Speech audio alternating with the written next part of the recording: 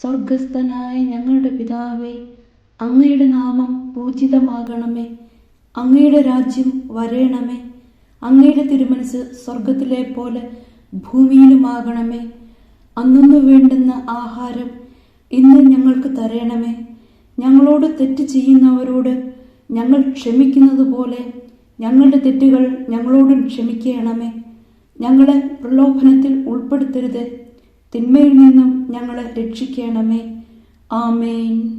നന്മ നിറഞ്ഞ മറിയമേ, സുസ്തി, കർത്താവ് അങ്ങയോടുകൂടെ സ്ത്രീകളിൽ അങ്ങ് അനുഗ്രഹിക്കപ്പെട്ടവളാകുന്നു. അങ്ങയുടെ ഉദരത്തിൻ ഫലമായ ഈശോ അനുഗ്രഹിക്കപ്പെട്ടവനാകുന്നു.